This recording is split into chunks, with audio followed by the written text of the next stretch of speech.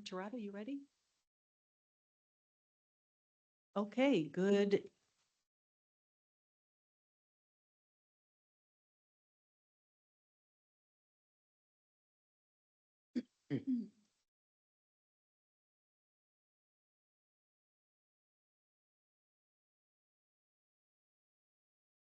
Fast.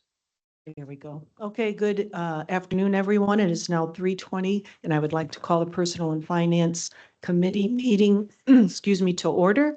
And I believe that Clerk Torado has some comments to make before we begin the meeting, and then she'll take the roll call for the committee. Good afternoon, members of the public. For audio quality, we will be muting everyone not speaking by default to maintain good audio quality for council members and yourselves. If you would like to speak during the meeting, during the public portion, please submit your requests in the chat. Directions to do so are listed. We ask that you provide your full name and address, as those are required for all speakers at in-person council committees. Committee member Thomas Morgan. Present. Committee member Dr. Davis. Committee Vice Chair White. Present. Committee Chair Niskoski. Present. 3 present.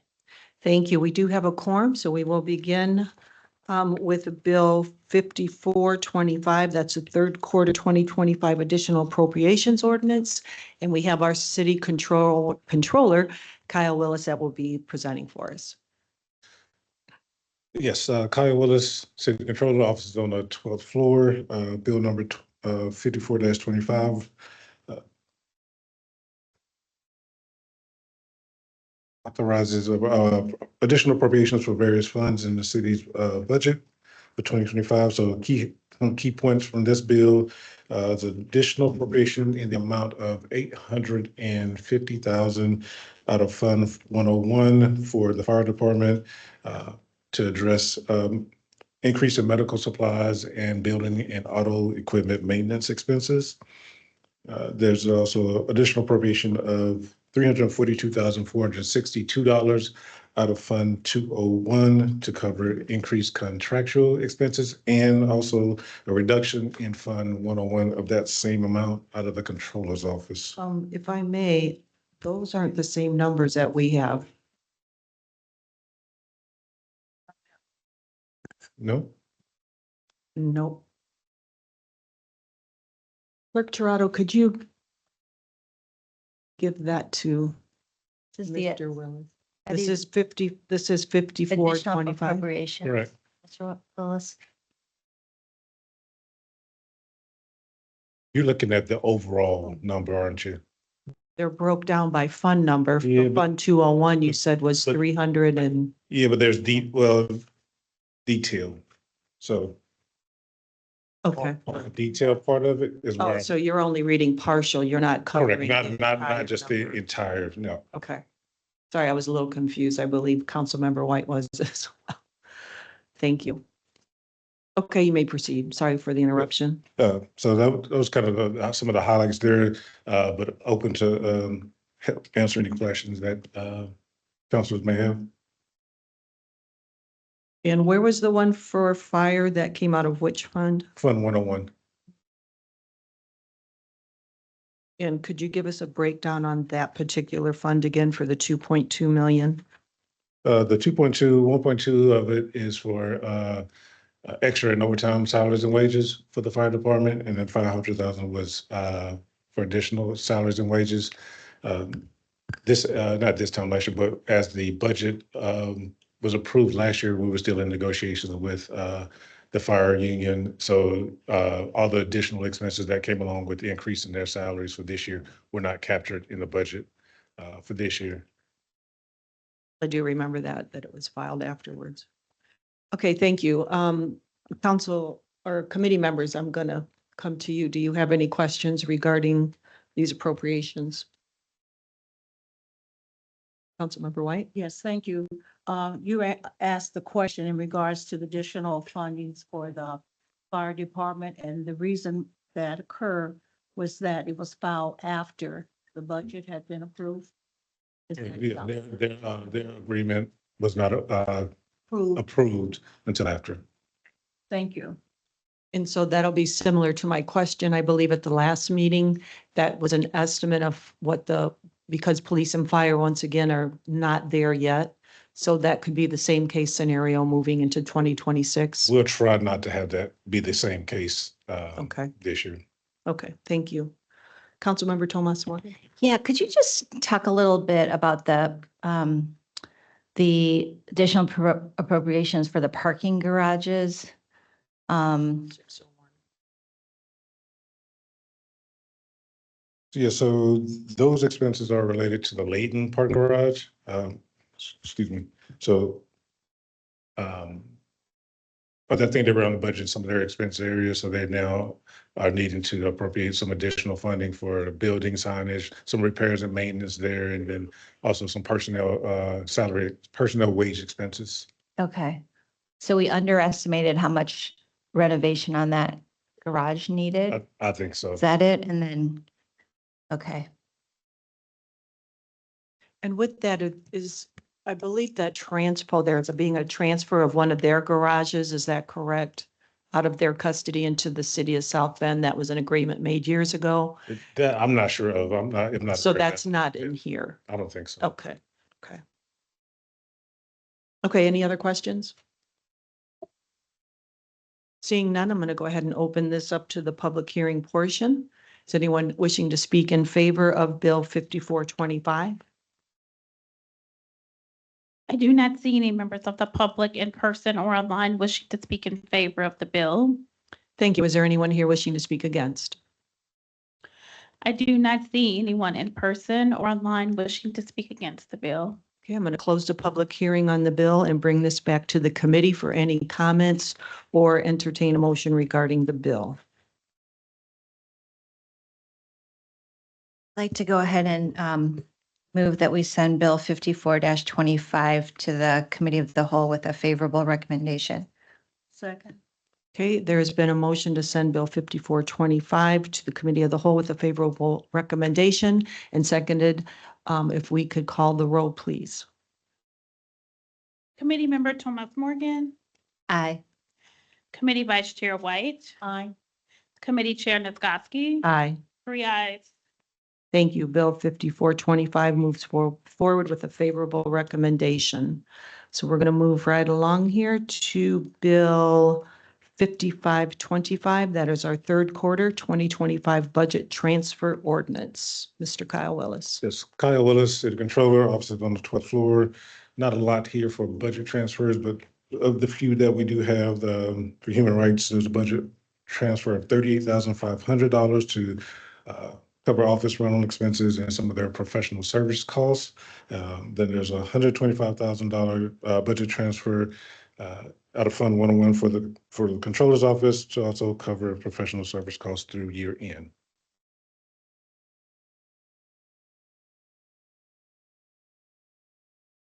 Okay, is there any questions from the committee members on Bill 5525 and the budget transfers? He does have everything listed here on the back by the fund, department, division, account, and the budget amount. Any questions? Councilmember Yeah, Thomas Morgan? I'm a little You have a question? confused. So is it, thanks. So my furrowed brow, like, right. I was just trying to understand. So the transfer is from benefits to professional services. Yeah, so, Okay. yeah. So in benefits, in previous years, this is one of those areas where it's been over budgeted. Uh-huh. So there's been this extra amount of budget through there. So that's just one of the areas there, the financial director, they'll just transfer that budget to another account stream. Okay, yeah. And then in this budget that we're looking at, we saw actually employee benefits and health insurance go down. Yeah. So we're probably right sizing now. Correct. Great, thank you. Okay, thank you for your question. Any other Councilmember White, do you have a question? No? Okay, thank you so much. Then I'm going to go ahead and open it up to the public hearing portion of this meeting. Is there anyone here wishing to speak in favor of Bill 5525? I do not see any members of the public in person or online wishing to speak in favor of the bill. Thank you. Is there anyone wishing to speak against? I do not see anyone in person or online wishing to speak in opposition of the bill. Thank you. I'm going to go ahead and close the public hearing portion of this meeting and bring it back to the committee. Any final comments on this bill, or I'll entertain a motion regarding Bill 5525. I move that Bill 55-25 be sent to the committee of the whole with favorable recommendation. I'll second. Okay, there has been a motion to send Bill 5525 to the Committee of the Whole with a favorable recommendation and duly seconded. Clerk Toronto, could you call the roll, please? Committee Member Thomas Morgan, Aye. Committee Vice Chair White, Aye. Committee Chair Niskoski, Aye. 3 ayes. Thank you. Bill 5525 will go forward with a favorable recommendation. So moving right along on the schedule, we are now here to hear Bill 5625. That's the 2026 Annual Budget Appropriation and Property Tax Levy Bill. You may proceed. Kyle Willis, City Controller, Offices on 12th floor. Similar to last year, just speaking to just high level on the budget, there will be a presentation given this evening at the full council committee meeting that will update where we are with the budget. So that is kind of the practice that has taken place here the last year or two. The information regarding tax levies that will be included in the substitute bill as we get closer to the budget hearing. So that'll have all those tax levy information as it relates to those funds, that the funds that we receive from the state. So this, just so the committee is aware, 5625 at tonight's meeting, as it moves out of this committee in whatever capacity it moves out of, favorable, non-favorable, or no recommendation. This is for public hearing only tonight. And then the third reading, and I believe that is where the total presentation, if I'm understanding you correctly, that will include the property tax levy, will be presented at the third reading before the vote. Correct. Okay, thank you. Yep, all that information is included in the exhibit for that bill. And I think the process that happened last year also was that from committee, there wasn't a recommendation given, favorable or unfavorable, but just to move it along through the public hearing process. Right, so I believe it was a no recommendation moving forward, and then the public hearing is this evening, and then that moves on to the October 13th date. Correct. Thank you. Council members, do you have any questions regarding Bill 5625? Yeah, I was just curious if maybe you could remind me, why have we done that just in practice? I mean, it, rather than wait to present all the numbers and then have public hearing. Not sure. That is kind of the process I've seen since I've been here, or I've come to understand it as. I'm not sure why. So it's nothing in reference to the DLGF or any of the filings or any processes that they have in place. This is just the process that you're following from the prior years on council. Correct. Councilmember White, do you have a question on that or I any have feedback, since you have a Yeah. lot of wisdom on the Mhm. on the budget? I think that, I think, our, Mr. Kyle for, talking through that process. It's very confusing once you think about it. And, I'm going to ask our attorney if he could add some more, contents to that whole process. Today, what's going to happen, why that's happening Sure. to that. I think that would be helpful as well. Under state statute, you Mhm. have to have a longer length of time between public hearing and the passage of a bill. I believe it is a minimum of 10 days. So that's why we have public hearing at the second reading and then do not have third reading at that time. We have third reading and vote at the next meeting, which is at a minimum 14 days later. And at that time, we'll have a presentation. It's appropriate to have a presentation before the third reading. Yes, But just to follow up on that, there is no public hearing, not at the third. right? Third reading, no. Public hearings at the second reading, Which is tonight, correct. but we don't have any of the numbers. So it just, I think I just raised it up because I don't know why maybe it didn't strike me in the past, but maybe it's just something worth, council conversation about moving forward.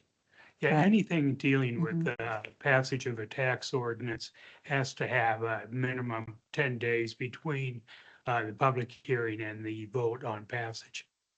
Yeah, I don't question that. It's just not having, the information.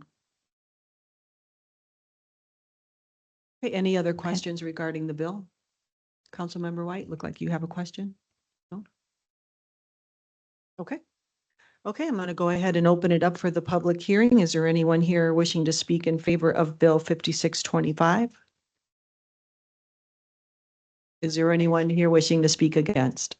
Was you wanting to speak in favor of? Yes, ma'am. So in favor or against? So in which, in that capacity, Mr. Palmer, if he's not speaking in favor or against as protocol, how do I have him come up in just in favor? Is that okay? Okay, you can come on up, Mr. Miller. Committee can interpret his comments whichever way they want to. Okay, I just want to make sure everything is correct in the record. Thank you. Murray Miller, 23698 Western Avenue, South Bend, Indiana.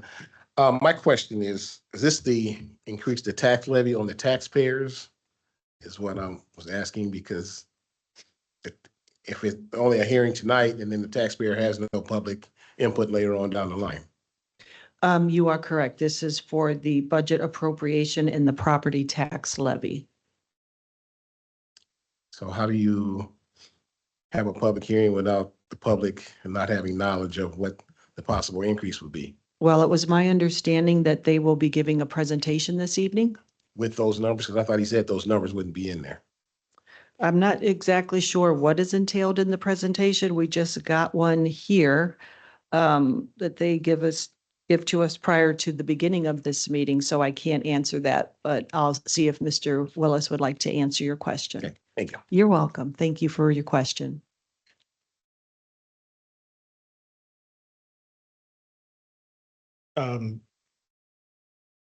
So the tax levy is not something that we control. This is controlled really at the state level, and it's kind of based off of what our general fund and other funds that we receive funding from the state will be.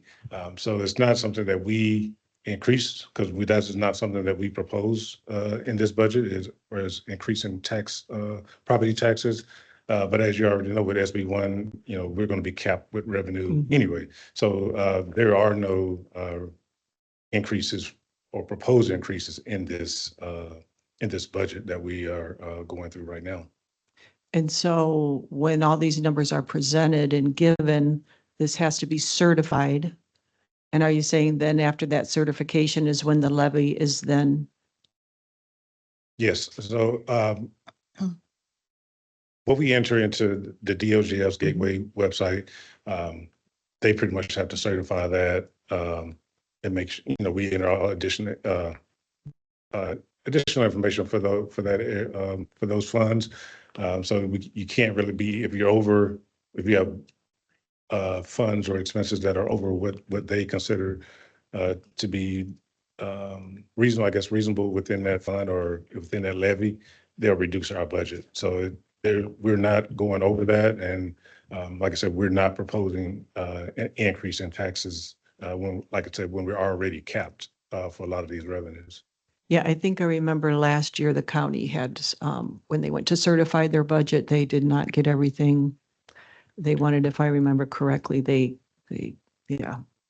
Okay. Thank you so much for answering the question. Is there anyone wishing to speak against? If you could approach the podium and give your name and address for the record, please. Sue Kessel, 422 Kennedy Drive. I like your outfit. Um, so this is basically approving a blank check, and it's not a hearing if you don't have any numbers. I don't know how I can even express how wrong that is. I don't know if it's because he's incompetent and he didn't get the numbers ready, or you just like a public hearing and, oh, we want you to just be quiet and give you a blank check. I mean, this is just outrageous. Outrageous. A public hearing, you have to have the information to make a comment on, and there's nothing to make the comment on. It reminds me of like when the Parks Department had no budget ready. It was like writing a number on a paper napkin. This is totally unacceptable. We're talking over $400 million and how the city runs. And you guys can't come up with numbers that the public can look at in advance. You're fine with that? I mean, that's amazing. That's really amazing that you all are just fine with that. This is not a public hearing. This is just a farce with no numbers.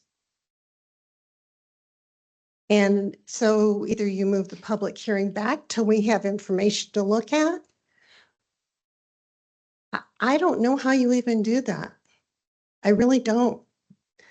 So I think there needs to be a petition that calls you all into task for asking the voter to basically agree to a blank check. Thank you. You're welcome. Thank you for your comments. Mr. Willis? So, and like I said, maybe I'm just didn't understand the process or haven't understood the process on how the public, for this public hearing, but it's not that the information is available. So we can provide this information, but let me be clear too. The way the budget information is provided to Gateway is totally different than what you see in the overall budget. So no, it's not two sets of books. How this works is the budget or tax levies that are given to or levied by the state, you're looking at 10 or 11 funds. So not 400 million in revenue from the state. You're looking about 108 million, 108 to 10 million from Fund 101.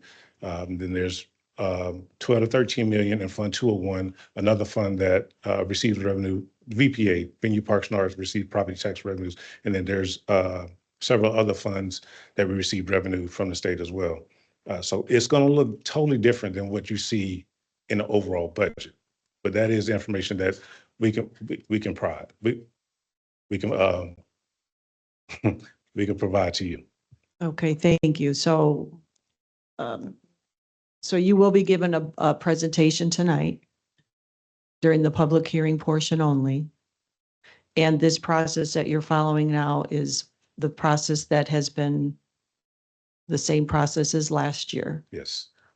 And then once these budget numbers are put in and the budget gets certified and everything gets put in through the DLGF, it is not based on the total amount of funds is what I'm hearing for the Correct. budget. It's based on the funds, those funds that receive revenue from the state.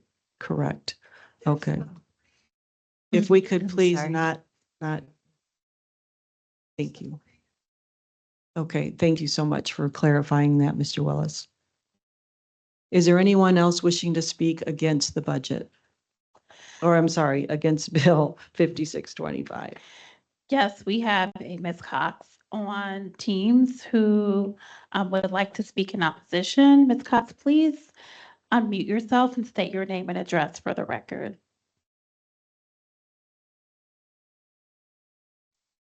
Sorry, I just had a question, but you guys answered it with the other people. So I'm good now. Sorry. And no problem. Thank you. Thank you. Okay, is there anyone else wishing to speak against? I do not see anyone else in person or online wishing to speak in opposition. Okay, then I'm going to close the public hearing on Bill 5625, and I'm going to bring it back to the committee members for comment. Any comments, Ms. White? I don't know if it's a comment or question. When I look at Bill 5625, then we have 57 that is transpo and deals with the property tax levy. So we're saying that we don't have the information. I can understand if it's going to be a public hearing, then will we have the information? Because what would the public be responding to? Yeah. we And can- then you look at, transpo, we have the information. But I don't think the levy is included in this, is it? I went through it, so I'm confused. Transport, well, Mhm. not 100% sure about Transpo's budget, but their budget or public hearing will be tabled tonight. Gonna be tabled? It'll be tabled tonight. They had the wrong date on their Okay. public hearing in Gateway. So as Mr. Palmer mentioned earlier, you have to have 10, you have to submit your notification 10 days before your public hearing. And they had a date in August. Okay. So their public hearings will be moved to October 13th for their public hearing, and then approval on October 27th. That is correct. Mhm. That So- was in my markup today.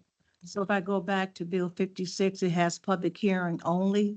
So it's just gonna be, what is gonna be discussed if the public, So it'll be an update on the budget. just update on the budget, but no levy, But, right? but like I said, in my experience, the last couple of years, that was not the process. But that is something we can submit or provide tonight as well. Thank you.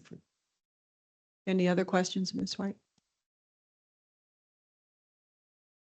Okay. So you'll be providing that for us this evening? Yes. Okay, thank you. Ms. Thomas Morgan, do you have any other questions? Yeah, no, that's helpful if that will be provided this evening. Again, maybe it's just something we look at for Yes, I next year. agree. And so, kind of understanding the context in last year, but if this information is provided, so maybe It's a public hearing only tonight. to move forward, I motion to send Bill 56-25 to the committee of the whole with no recommendation. Second. Okay, there has been a motion to move Bill 56-25 to the committee of the whole with a no recommendation and duly seconded. Clerk Dorado, could you call the roll, please? Committee Member Thomas Morgan, Aye. Committee Vice Chair White, Aye. Committee Chair Nisgowsky, Aye. 3 ayes. It's a transfer. Thank you. Bill 5625 will be sent forward with a no recommendation for this evening. Thank you, Mr. Willis. Moving forward, we have Bill 5725. 5725 has a request to table this bill for public hearing only on. Excuse me, I'm trying to, if you could take your conversation outside, please. You're disrupting the you're disrupting the committee meeting. Thank you. Well, there was a notification to table Bill 1013 for public hearing only. And then they'll have a third reading on 1027. But for the purpose of this committee, if we could get a motion to table until 1013, Bill 5725. I make a motion to table Bill 5725 to be tabled as requested by the petitioner until October 13. 2025. I second. Okay, Bill 5725, there's been a motion to table till October 13th and duly seconded. Clerk Torado, could you call the roll? Committee Member Thomas Morgan, Aye. Committee Vice Chair White, Aye. Committee Chair Nisgowsky, Aye. 3 ayes. Thank you. That bill is tabled until October the 13th. that gets us through all of the bills that we had on our agenda. I'll make a motion to adjourn. Motion to adjourn. So moved. All in favor, aye. Aye. Thank you. This motion is adjourned. The next meeting is 3:55, and that is community investment, and there'll be hearing bill 58-25. Thank you, everyone, for coming. We don't have a quorum yet, so we'll wait a few minutes.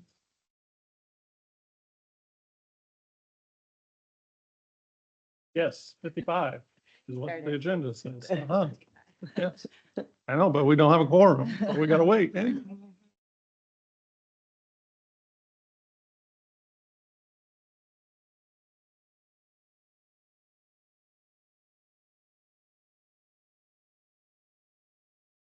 Fifty-six. 57. Oh, 57. 58. No.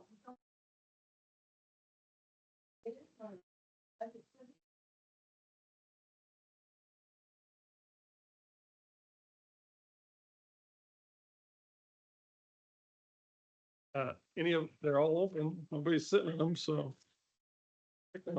Hey, how are you? This is okay area.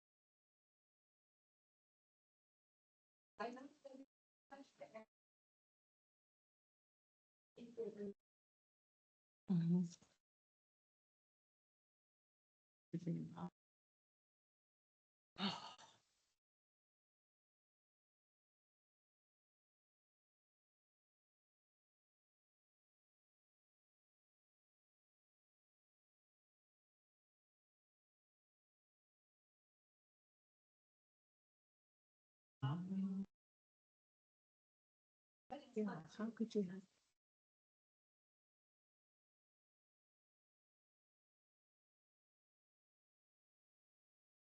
You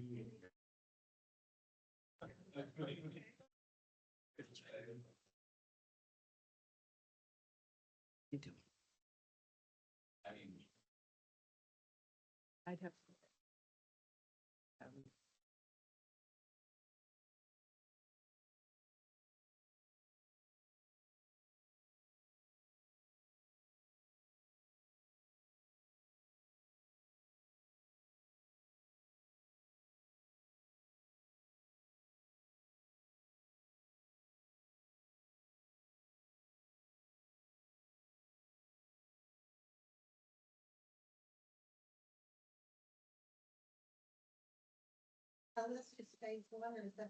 So we still get the.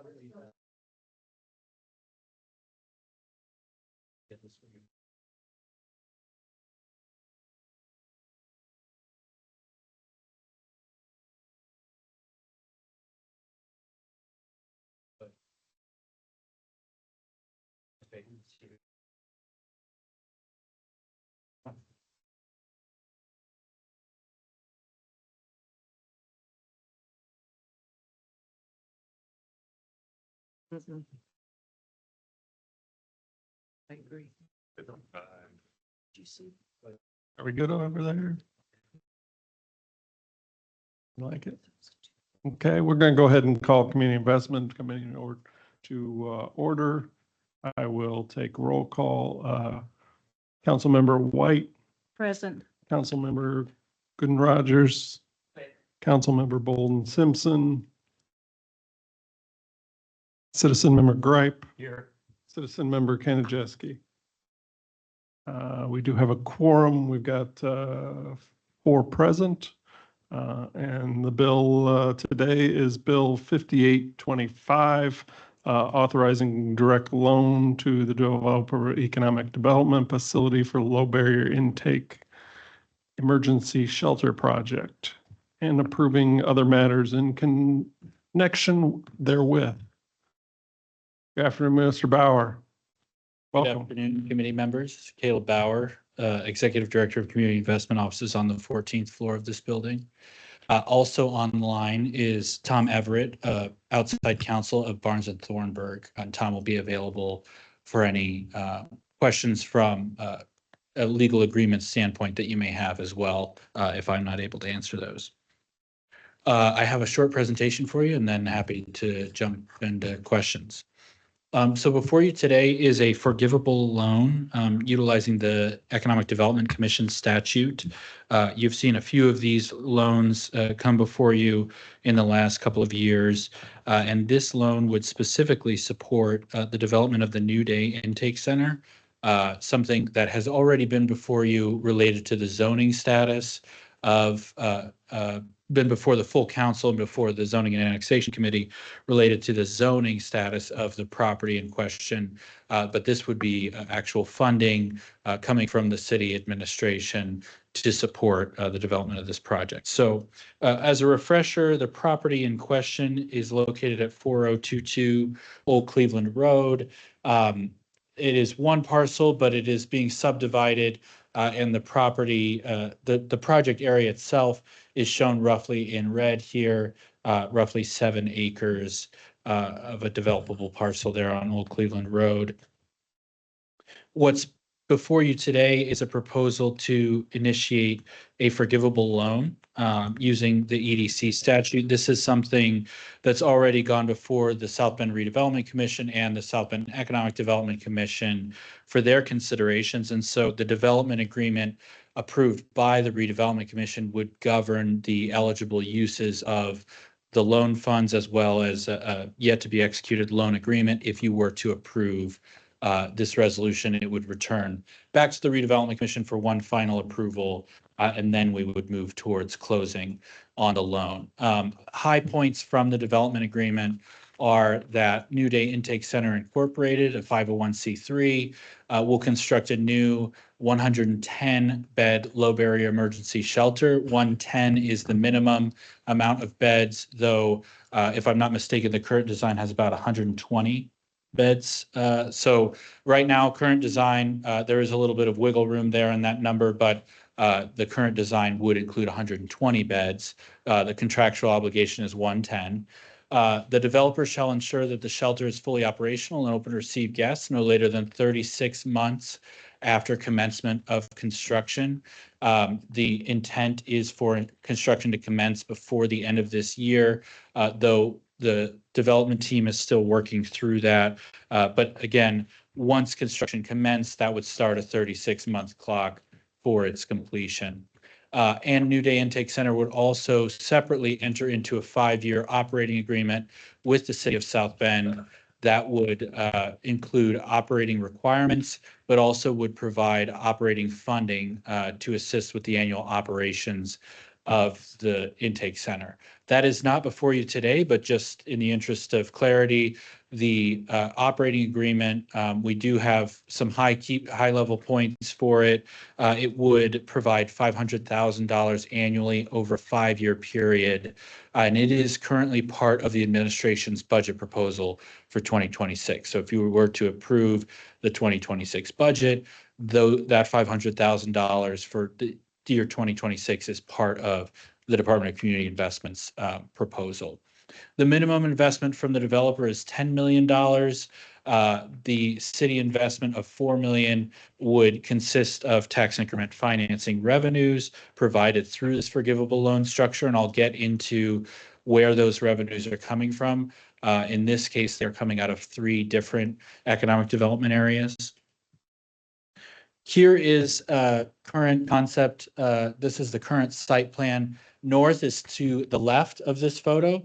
and Old Cleveland Road is on the left-hand side of this photo.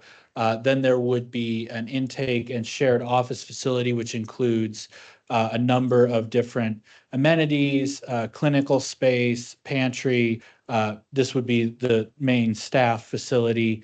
And then you could see shown in red, single guest units in the center of this courtyard area, and then double guest units around the outside of the courtyard area. As I mentioned, timelines 36 months from commencements of construction to completion.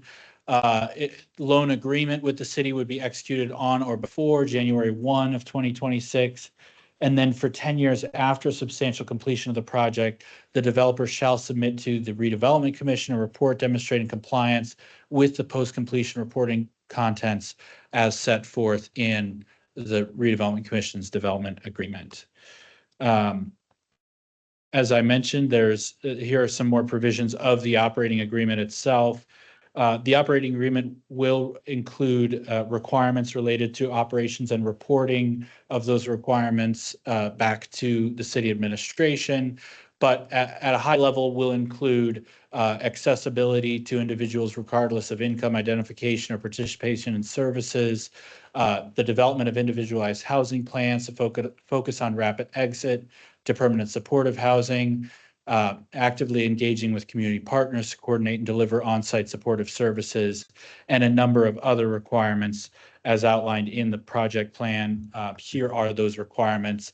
They are Exhibit E to the Redevelopment Commission's development agreement that has already been approved. I'm happy to send this to you after this meeting, but these are the post-completion reporting requirements as negotiated between the parties. And then where is the funding for this forgivable loan coming from? 3 economic development areas, River West, River East, and South Side.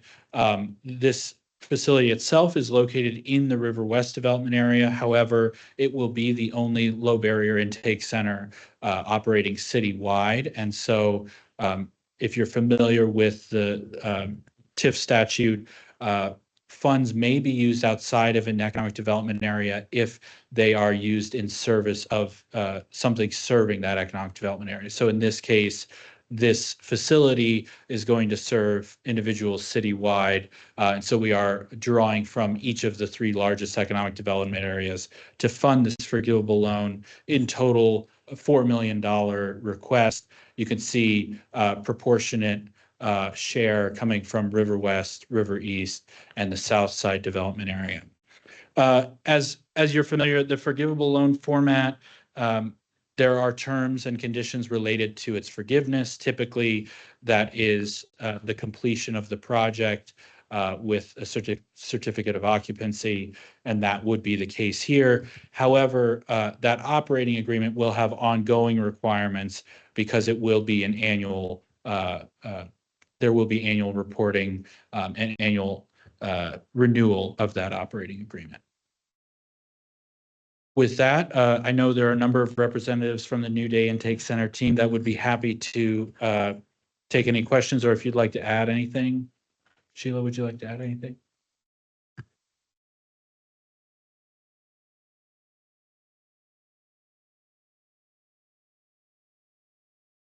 Thank you, Caleb. Sheila McCarthy, New Day Intake Center, 3233 Lincoln Way West, current location of motels for now.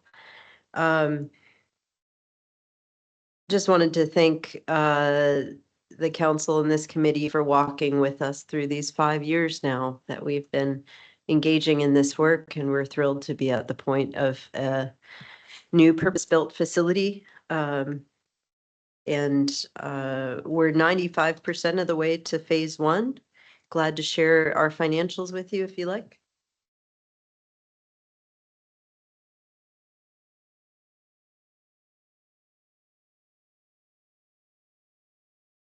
This is from last month, from August. So we're in the process of getting our September update, but we've gotten at least 1 percentage point up there, so we're 95% of the way.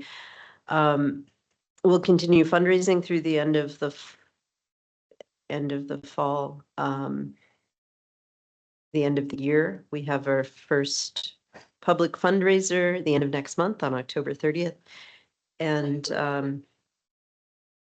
yeah, grateful for your partnership. This would not have been possible without each and every one of you. So thank you very much. Thank you. Mr. Bauer, I know this isn't part of the loan agreement. This was kind of separate, but can you talk about what will happen to the current Motels for Now facility? Yes, so the current facility on Lincoln Way West, the redevelopment commission did approve an option to purchase that facility for $1 6 months after operations begin at the new location on Old Cleveland Road. So there would be a transition period, moving staff and residents from the Knights Inn location over to the new facility. At that point, then there would be a 5-year term that the administration, the redevelopment commission could exercise that option to purchase the Knights Inn facility. Thank you. Thank you. We'll start with committee members. Committee members, any questions? I also, for the record, note that committee member Bolden Simpson joined in a few minutes ago during the presentation. Councilmember Gooden Rogers.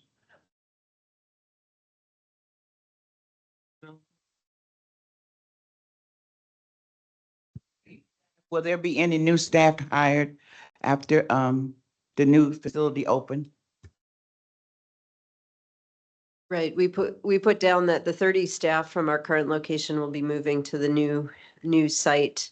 So we're expanding by a few people and by a few beds, but generally will be the same. So over the last 5 years, we started with the equivalent of 3 full-time staff, and then went to 5, and then have developed programs from there, and are now at 25 full-time staff and 5 part-time staff. So we said it wouldn't change, that our 30 staff members would be roughly the same. We're trying to increase the hours of our psychiatrist. So that would be a part-time person that would be going closer to full-time at least. But given that it's a purpose-built facility, that there's opportunities for growth there in the kitchen, dining room, and the medical facility there. So nothing is set in stone. We didn't want to project anything that we didn't know to be true already, but that's why we left it at 30. Thank you. Council members. Sheila, when do you expect construction to actually begin? Yes, we hired a construction manager last week that was present at the groundbreaking today, and Ton and Blank. So the plan is to finish up all the environmental pre-construction work here in the next month, and they have an off-site facility where they're able to build a lot of things indoors in their facility in Westville, such that even through the winter, a lot will be happening. But we'll have a firm construction start date from them, I expect in a week or 2. And how long will the project take to be before Yeah. it becomes operational? Right, we have the timeline of 36 months. That's more than we'll need unless things go very wrong. But my hope is that it will be substantially built by the end of next year, such that we can, if it goes amazingly well, we can move in at the end of next year, but more likely in the spring, end of the spring of 27. Thank you. Mhm. Councilmember Bolden. Thank you, Chair. Yes, I don't. Thank you, Chair. I just kind of want to dovetail on what Councilwoman Gooden Rogers asked. When you hire people, what type of, for your, out of this 30, what type of metrics do you consider when hiring people? Excellent question. Thank you. We want a staff that represents our guests. So our guests are about half Black, half white, or 2/3 men, 1/3 women, are almost all from the local area. So those are all things that we consider in hiring people. The most important qualifications, of course, is that our staff are people with empathy and strong boundaries. So from there, then we start to think, would this person be a good fit? Is what they've done in their life already someone that would be able to connect and relate well with our guests coming out of situations of trauma and very difficult pasts. Something else that just slipped my mind. Thank you for telling us that you consider that. Oh, it appears, am I right? And it appears that you can hire staff with all levels of education, from a doctorate degree to Yeah. master's to just someone that's maybe working in a kitchen, has a high school diploma. Is Yeah. that correct? That's correct. Okay. Yep, we have 3 doctorates on our staff, several master's degrees, and yes, people without college degrees. The most important thing is The empathy. empathy and boundaries, and from there we can think about what works best, what are people most interested in, what are they best at, and how do we get them involved. Thank you. Council members, any other questions? Thank you, Chair. I was just wondering if you could you just share a little bit more? So the agreement was minimum investment of $10 million. And so I'm seeing here in the funding sources awarded, there's a total of 2 million private funding. The others are grants. So are those grants included in that 10 million source from the investor? Yes, so that 10 million can include everything that's not the city's $4 million contribution.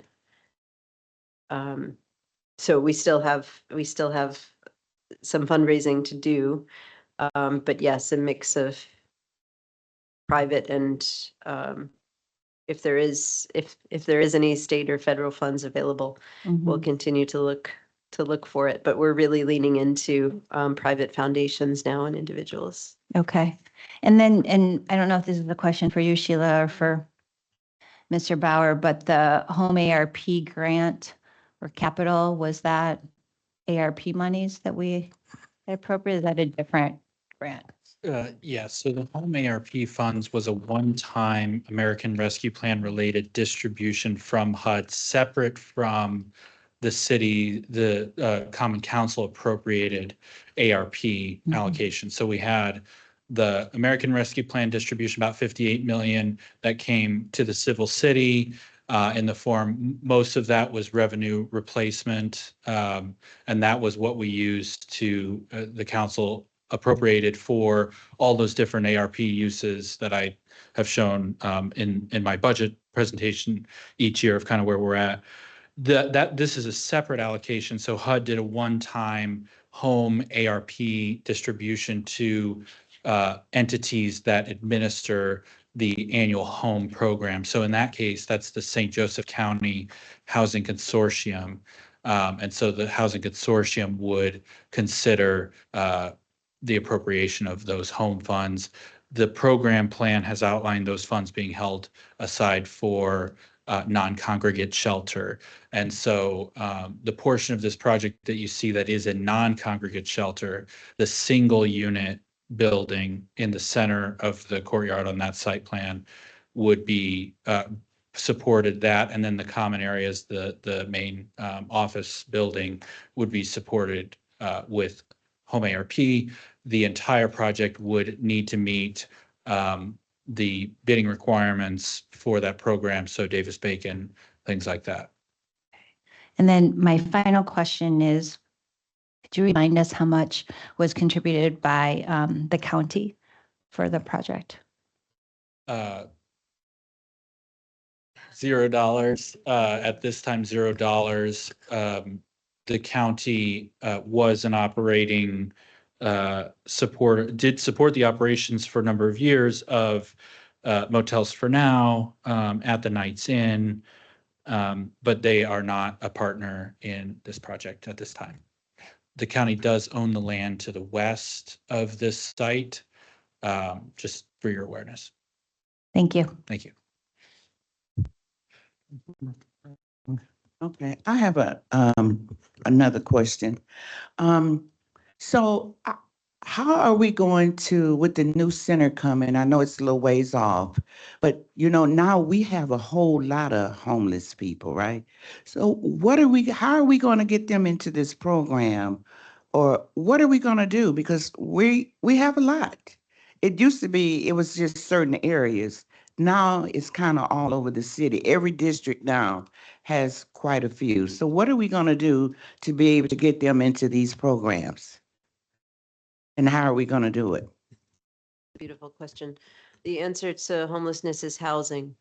If we don't have housing to move people out of New Day into their own house, into their own apartment, it creates a backlog. And we've already experienced that. So we've steadily had 500 people express interest and sign up on our wait list. We asked them 20 questions to see where they've most recently been living, where they grew up and went to high school, the zip code where they last got mail, as well as, current situations of what their needs are. And our wait list has, the wait has grown by 3 months each year. But we've steadily had 500 people sign up each year.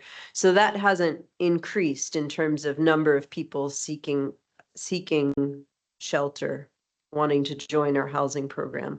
But because we can't take in everyone that requests our services, then the wait list grows. But we are meeting the needs of the people that have been outside the longest, such that people won't have to stay outside for very long. Most of those 500 people that sign up in a year's time, and those are separate, those are new people. That doesn't even include the people that may have stayed with us and then we had to ask them to leave, or they thought something would work out with a relationship and that worked out for a time and then they're back outside. So that doesn't even, each person gets a unique number that comes to us. So we've had 2,500 signups in our 5 years. So it's the right question, because without affordable housing, especially for zero income people, very low income people, then it creates this backlog. So we work diligently to get people copies of their documents, get them on all the wait lists for affordable housing, and move them in and support them once they're housed. But without that next step, then we're going to see a growing number. And it won't be the people that were out there for decades, because they've been with us multiple times. We know them all so well. We house them. Even if that doesn't work out, they come back, stay with us. We're going to get them back into housing. But for those 500 a year, most of them are going to find their own way out of homelessness. It's going to self-resolve in a matter of weeks or months. We know nationally that most people are only homeless, still a terrible situation, but for a matter of weeks, not even for months. So the change we have seen in each set of 500 people each year is that older people now are more likely to sign up on our wait list, and people that are homeless for the first time, and people that haven't quite lost their housing yet, but maybe have an eviction notice, or it's getting into a dangerous situation. So we aren't the full solution. I'll say that most immediately we can only meet about half the need. But we are tracking this better than I think anyone else is. So glad to share with you what we found and what we think is needed. And the simple answer is housing. Thank you. With that, we're going to go to the public hearing portion. Any members of the public, either in person or online, wishing to speak on bill number 5825, either in person or online, either in favor or against at this time? I do not see any members of the public in person or online wishing to speak in favor. Okay, thank you. With that, I'll bring it back to the committee. Any other questions, final comments? I have one more. Right, Mr. Gribe, go ahead. At 110 beds, is that fully utilized, that space? Meaning, is there room for a phase 2 to add more beds in the future on that parcel? Yes, and in fact, 110 is kind of our minimum number if we have, if something goes disastrously wrong, but we fully intend it to be at least 120 beds.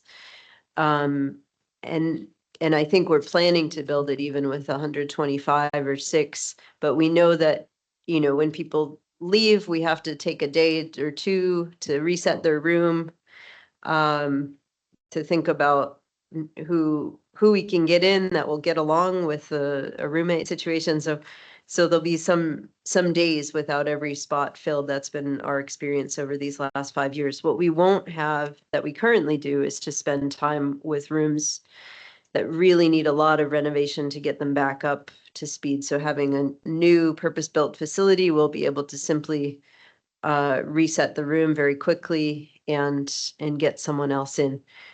We are doing this project in 2 phases from a fundraising perspective, but from a construction perspective, we fully intend to build it all at once.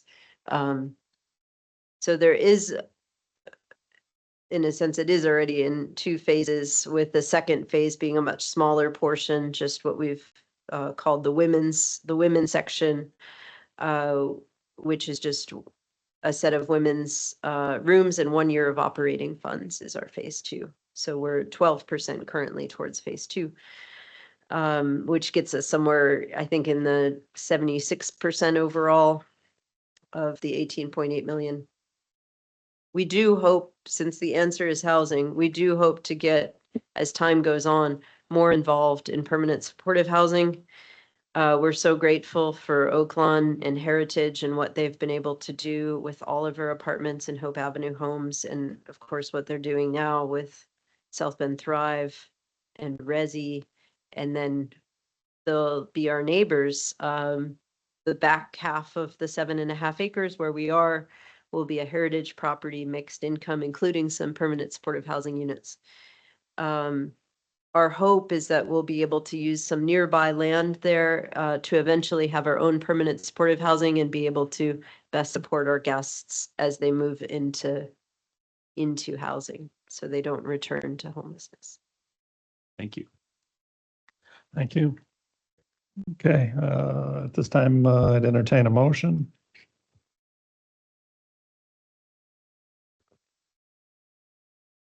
Motion to send bill number 5825?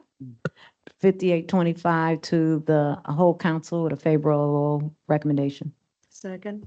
I have a motion and a second for a favorable. Clerk Torado, can you please do a roll call vote for us? Committee Member Gooden Rogers, Aye. Committee Member Bolden Simpson, Aye. Citizen Member Thomas Gripe, Aye. Committee Vice Chair White, Aye. Committee Chair Warner, Aye. 5 ayes. Thank you. Bill 5825 will go forward with a favorable recommendation to this evening, and committee investment is now adjourned. Thank you.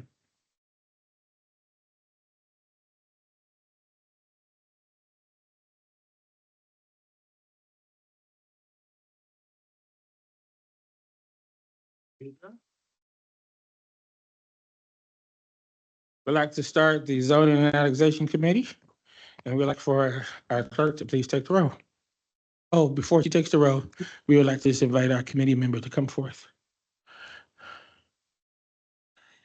Councilmember Oh, White, hold a second. Let her be seated first.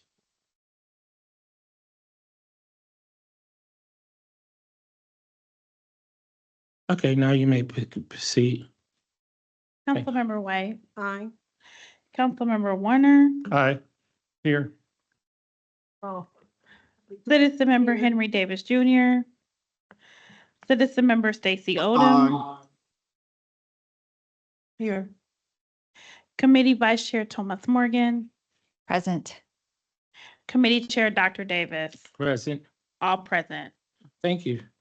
We will now hear bill number 5825, authorizing a direct loan to the developer of an economic development facility, Lord Berry Intake Emergency Shelter Project. It's wrong, Don demise went up. Special, I was like, what in the world? Bill number 4725, special exception and amending the zoning ordinance for property located at 431 Dunby Street. That sounds better. Thank you. Go for it. Good afternoon, committee members. Brian Killen, zoning administrator on the 14th floor of this building. This item is actually 4725 was tabled at the last planning commission meeting on September the 15th. So this item has been tabled by petitioner. I'm sorry. Oh, thank you. I didn't. Yep. That's probably did get that one. Anyway, so it's tabled. It was tabled till the next plan commission, October 20th. Cool. All righty, we'll take a vote. I would table this till October 27th would be the next council meeting. Second. Okay, with our, clerk, take the roll. Councilmember White, Aye. Councilmember Warner, Aye. Citizen Member Henry Davis Jr., Aye. Citizen Member Stacy Odom, Aye. Committee Vice Chair Thomas Morgan, Aye. Committee Chair Dr. Davis, Aye, all ayes. thank you. Appreciate that. And would like to again wish committee member Henry Davis a happy birthday. We thank you. And we are adjourned. Thank you. You're welcome. I'd like to call to order the Health and Public Safety Committee meeting, please. If you, thank you. We have hard copies being passed out to council and committee members, and we'll get the PowerPoint posted in just a second. If we could please have our presenters approach the podium. I'll just introduce you. I'm thrilled that we were able to reschedule this important update and really appreciate Ms. Cindy Schultz with Oak Lawn and Officer Casey Hoff with South Bend PD. Oh, yes. Let's do roll call first. Committee Chair Thomas Morgan. Present. Committee Vice Chair Warner. Present. Committee Member McBride. Committee Member Dr. Davis. Present. Committee Member Niskoski. Present. Citizen Member Savino Rivera Jr. Present. I have 5 members present. Great, thank you. We do have a quorum. Continuing, thank you both for being here. I know you've been, it's been a while since we've heard about the crisis intervention team and the work that is being done in the city and the county. So really appreciate your eagerness to come and update the committee and the council. Thank you. If you could also just for the record, state your name and address. I'm Officer Casey Hoff. I work with the South Bend Police Department. Is it okay if I give that address? Yes. Okay, 701 West Sample Street in South Bend. And I'm Cindy Schultz, 415 East Madison, South Bend 46617. Great, thank you. I'll let you go ahead and continue with your presentation.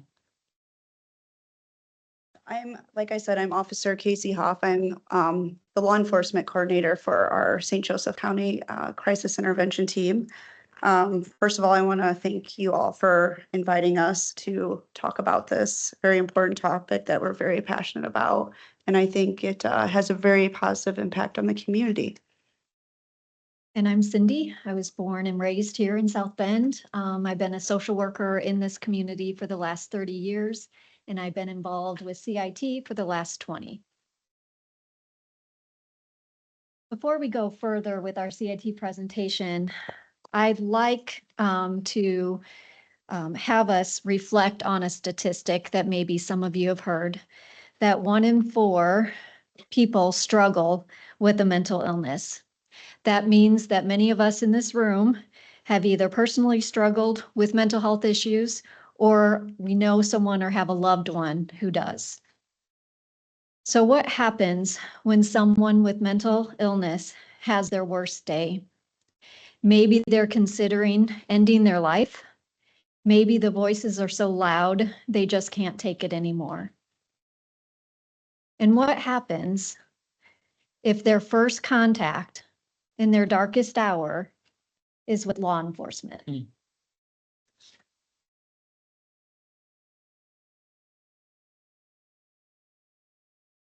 So what is CIT? CIT is a program based off the Memphis model. It was created in Memphis, Tennessee, after a young male with schizophrenia was shot and killed by police.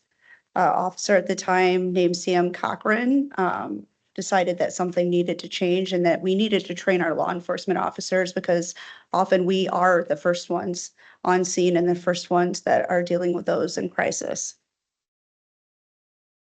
And so team, CIT, the T stands for team. A lot of people think of it as training. And our team includes many partners that we're going to cover in today's presentation. We can go to the next slide, please. Thank you.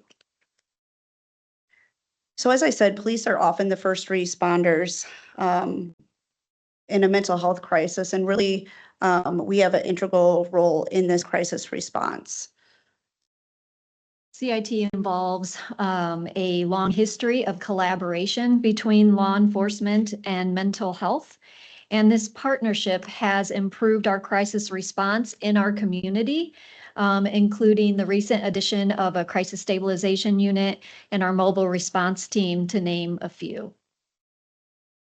So CIT has 10 core elements, and I'm just going to go over some of those very briefly.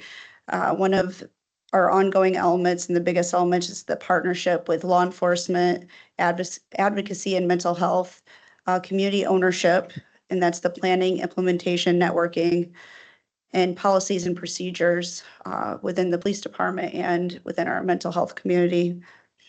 And then we have the operational elements, the partnership between the law enforcement officer, a dispatch, and maybe a CIT coordinator. And then you'll hear about our curriculum and CIT training, and then the mental health receiving facility or emergency services, such as our crisis center and our mobile response team. And we'll have our sustaining elements, which are evaluation and research, in-service training, recognition and honors of police officers who are doing a great job and going above and beyond, and outreach, developing CIT in other communities and sharing what we've learned along the way. Next slide, please. So what does CIT look like in St. Joe County? Each CIT program throughout the country looks a little different. So what does it look like in our county?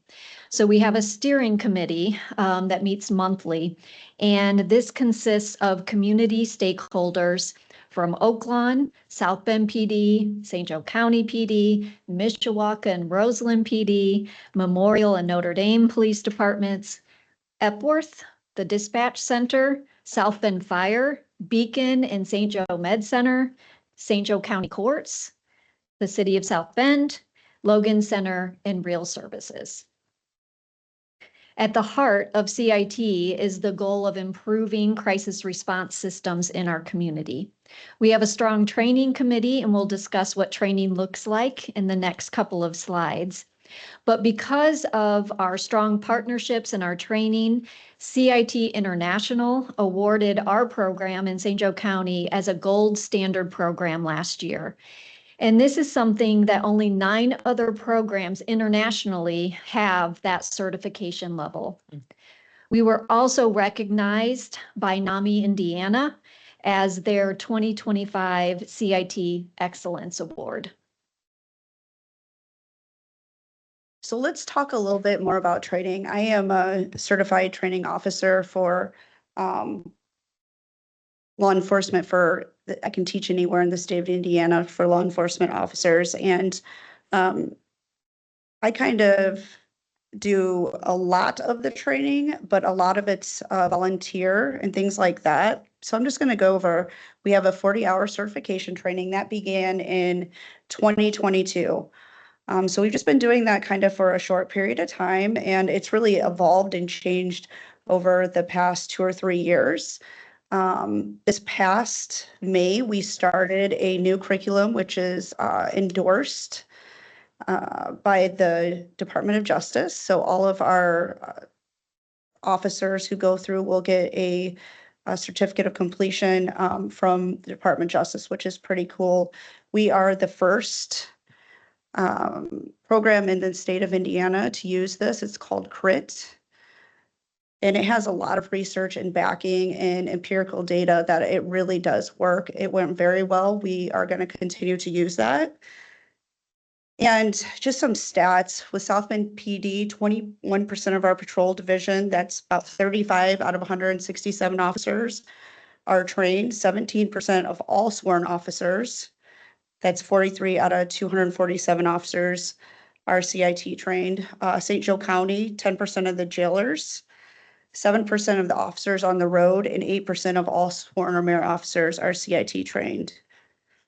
We have a training committee. Within that, we have 3 certified law enforcement instructors.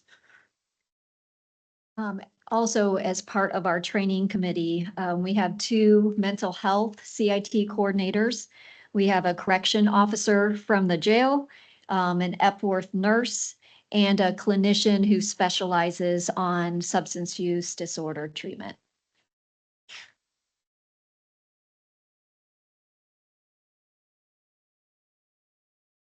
Like the Memphis model, CRIT is, again, that 40-hour week-long training. And I just want to give you what the research says of how it's effective, because this is really important for us. And the biggest one for me is improving law enforcement officers' knowledge of behavioral health conditions. That's the biggest one. And it also enhances and reduces our use of force. It keeps everybody safer, the person that is in crisis and the officer, which is very important to me personally. It also reduces the stigma associated. It definitely increases empathy. And it enhances the confidence in the officer to intervene in this way.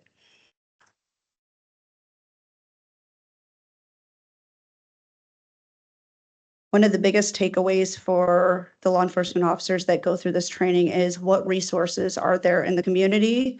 Where is the most appropriate place to take somebody or to refer somebody? We spend a lot of time during our week-long training going over those things. We learn how to respond more effectively to those that are having crisis related to intellectual or developmental disabilities, or other health conditions that sometimes mimic mental illness. We also learn to employ tactics, again, that keep everyone safer.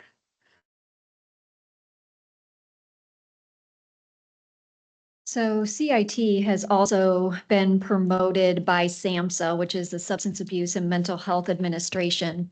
And SAMHSA identified CIT as a globally recognized model for safely and effectively assisting people with mental health and substance use disorders who experience crises in the community. They further state that this model promotes strong community partnerships between law enforcement, behavioral health providers, and people with mental health and substance use disorders, as well as their family members and community advocates. So what you're seeing on this slide is the first 2 days of last year's syllabus for our training, just to show you kind of what it consists of. You'll see the first day covers important topics such as legal and policy.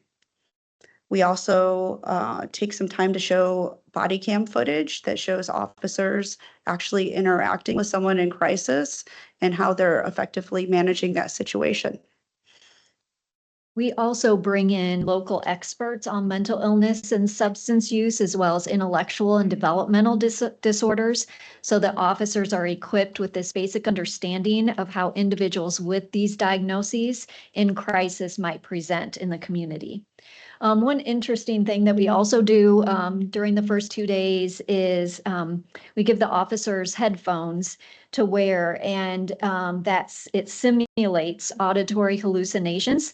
And we ask the officers to participate in some basic activities while they have these headphones in.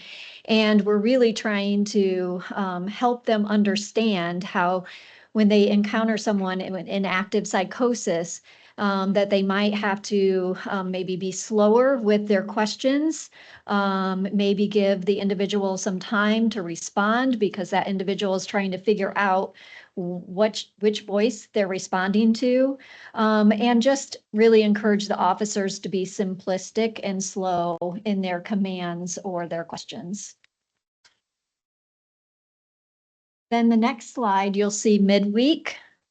And this is an important part of the training where we're bringing in community resources that help the officers when they have a person in a mental health or crisis emergency and they need to shift the care from the law enforcement to a community provider. It equips the officers with a better understanding on how to navigate Epworth, how to navigate the emergency department, how to utilize the crisis and mobile response teams, so that they have a better understanding of how to utilize these resources.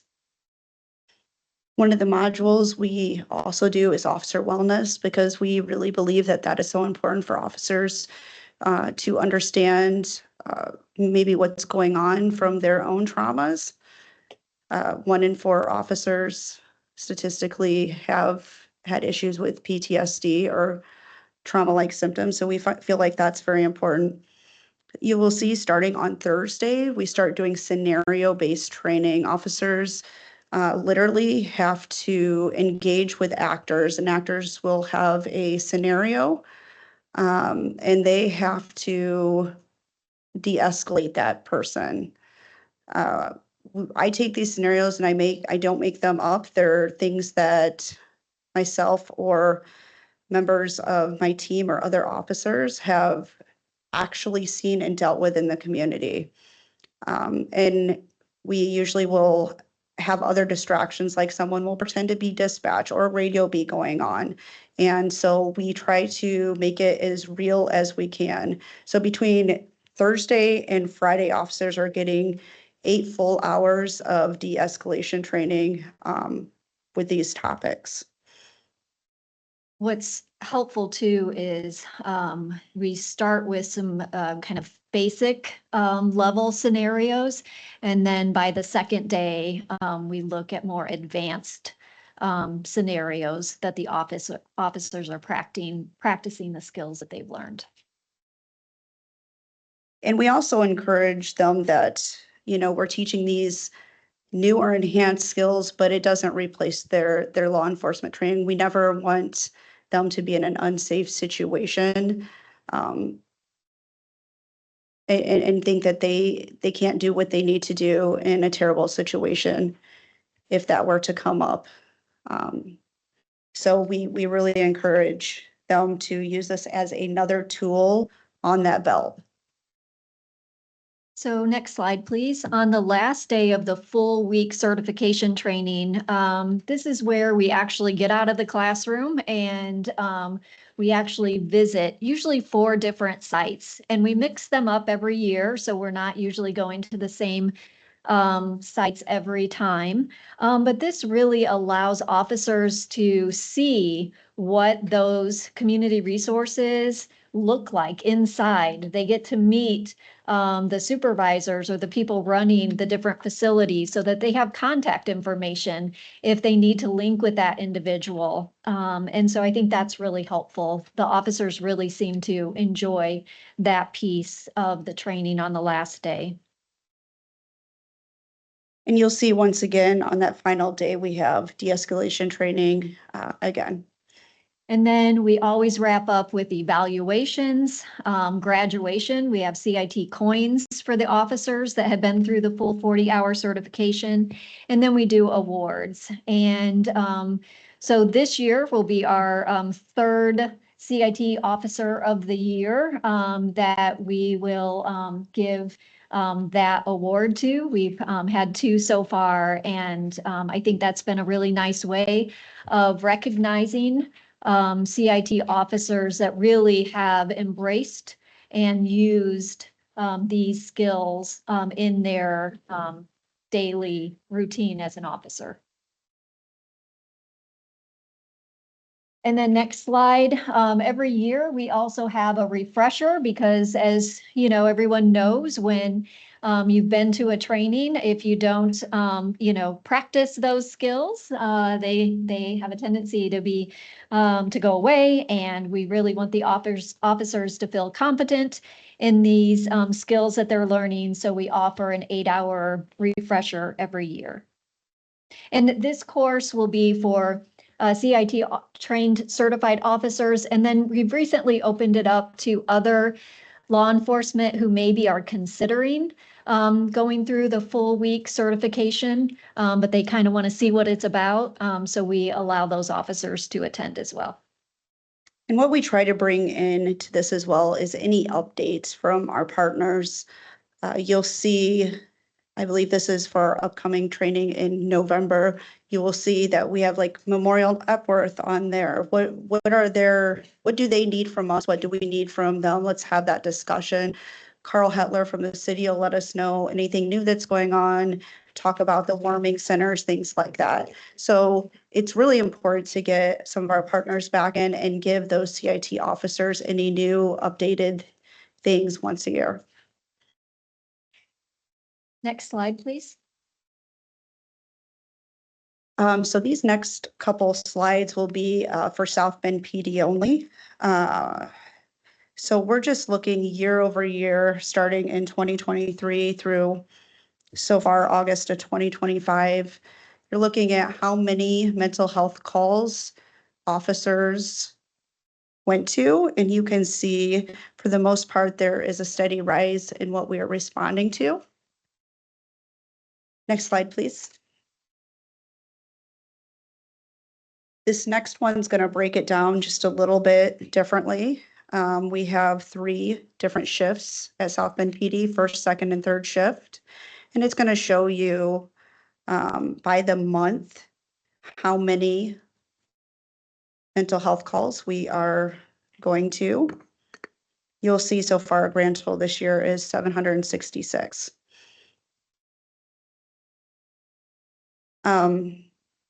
No, I'm sorry, our grand total this year is 574. That was for last year.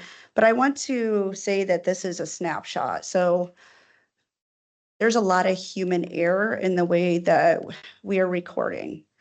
How we are getting these numbers are either dispatch has it logged in as either a suicide or a mental health call, or the officer has to remember to do a separate drop down when they're getting off the call, which, there's going to be a lot of human error with that, whether you're busy or you just forget, or maybe someone is brand new, has missed the training, whatever that is, there's going to be a lot of error in the way we're doing this. So, I mean, you look at these numbers are probably significantly less than what they actually are. I'm on First Detail. I can attest to the fact that we are seeing a lot of calls. In fact, today, that's all I dealt with for 8 hours and 2 people in crisis at one time. It can be a lot. We are seeing a lot of people in crisis for all kinds of different reasons. Next slide, please. So we just want to talk a little bit about what is next for us. We're always looking forward. We're always trying to improve. I just completed our first training with dispatch on Friday, It was an hour-long training with their new hires. It went really well. We're gonna continue to do that with the new hires and potentially try to make a larger training up for all the dispatchers. It's so important that they understand what CIT is and what we need from them as they're taking these calls. We are also looking at extending our steering committee membership so that we're covering more community stakeholders. One of the things I want to make sure that we talk about is, again, that CIT is a community-based program of local experts who volunteer their time with the support of their agency. So it is not funded. We recently, however, did receive a sponsorship from First Source Bank for 3 years. And this will help us cover a variety of costs related to maintaining this level of programming. So it will cover our CIT International Certification application. We have to redo that every 3 years. Our CIT coordinators have to go through a coordinator course every 3 years. There's a cost related to that. And then attendance at the annual CIT international conferences every year. And this is an opportunity for CIT coordinators to bring back best practices for our community CIT program. And then just the costs of ongoing 40-hour trainings and refresher courses. So in previous years, Oaklawn Foundation has generously covered most of the costs related to this, and we're happy to have this sponsorship for 3 years from First Source Bank. And I should note that this law enforcement training is absolutely free for law enforcement officers. So that's pretty cool. Also, the sponsorship has enabled us to we're going to start implementing a website. We're going to hire a company to help us with that. And this will increase exposure and offer community resources right on this website and also training announcements. So hopefully we can get to more officers. Next slide, please. One of our big hurdles is we have all these community partners, all these different resources within the community, but how do we bring them together seamlessly? For example, if I'm on a call and I need mobile crisis, I have to let dispatch know I need mobile crisis. And then mobile crisis has absolutely no idea except for the address and that I'm calling what I need them for. And sometimes a dispatcher gets things right and sometimes they don't. It's just one of those things, right?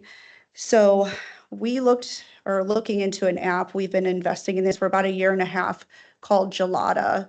And what that can do for us is it will be our very own. It's going to take all of our programs for anybody who's interested, and we have several stakeholders that are interested. So Beacon Memorial, it will use their system.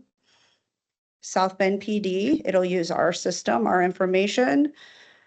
Any other organizations, dispatch, etc., so that we can log into this app and I'm out with somebody in the community that has needs. I can get on this app and put in information. It's all HIPAA compliant. And I can say, this person needs real services.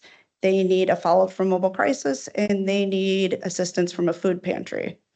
With touch of a couple buttons, those referrals are out. And then mobile crisis team then can do follow-ups because right now I'm going to all these calls and unless I send an email or call mobile crisis, they don't know who to follow up with or what's needed, if that makes sense. So this app, this platform would take all of our systems, attach them together so that we are pretty seamless and we are communicating effectively. We're spending less time on the phone, less referrals, things like that, and getting people what they need quicker. Right, so what questions do you have for us? Next slide. Well, thank you so much. This was incredible information that you shared. I'm going to go to committee members first and then to council members. If there are any questions that you have, and just out of time, maybe if you could limit it to one question, but also if you have others to send them on to me, and then I can forward it to the two of you to answer. So committee members first. I have a question. This is Sabino Rivera. So at the beginning of the presentation, you made mention to that you were the gold standard by NAMI and by the state. I can't remember the other organization. What quantifies or what qualifies you as a gold standard organization for CIT? It's actually a gold standard through CIT International. So again, those 9 programs that meet that gold certification, it's 9 throughout CIT International. And so things like the core elements that we talked about, the 10 core elements, we have met every single one of those. The one thing that would get us to the next level, which is platinum, that's the highest level, that would be us helping other communities to start their own CIT programs. And we're pretty busy with our own right now, but we have fielded calls from other communities and to say, how do I get this going? And so we've given them resources and offered that they can come to our CIT certification courses so they can see what we're doing. So in our next round of application, that's what we'll be adding is some of that collaboration to other CIT programs in other communities. Thank you, Mr. Rivera. Other members of the committee? Go ahead. I would like to know, at what point do anybody know that the crisis team is needed? Boy, that's a good question. For me personally, they're going to be needed if it's not something for me that's going to be a very clear emergency detention order. Okay, so I have the ability to fill out emergency detention and to take someone unwillingly to get an assessment for treatment. So if that's not going to be the case where someone is very obviously very, very ill, I will often call them. And even when that person is very ill and I have to do that paperwork, a lot of times, me personally, I'm going to send out an email to my partners at Oaklawn Mobile Crisis and say, hey, this is what I had. This person could use some follow-up if I think that's the appropriate. Every case is so different. I think after doing this for so long and so frequently, you just kind of know. And it's never a bad idea just to call them. They are usually going to take 20 to 30 minutes to get to a scene. So you do what you can. And if they get there and you don't need them, no big deal. That's kind of my philosophy, if that makes sense. Mm-hmm. Thank you.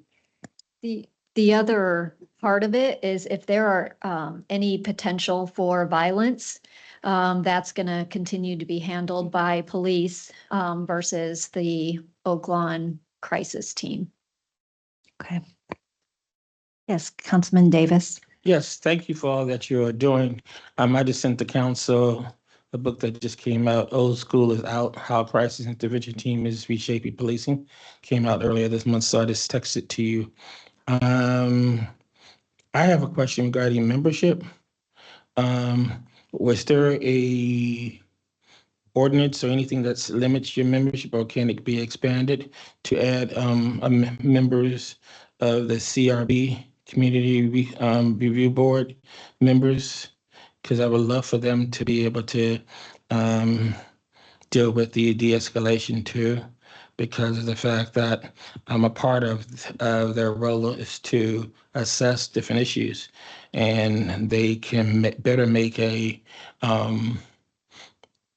good determination on those kind of issues if they are trained, because if they have to, we're coming up with our next bill coming up, but if they have to review different issues and have to make recommendations, but yet they have not been trained to assess how an officer is determined to do that, then how can they adequately make that kind of a determination?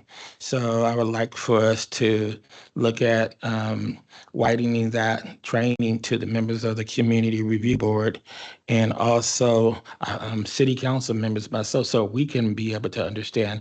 I'd love to participate in something like that, and others may want to do that too.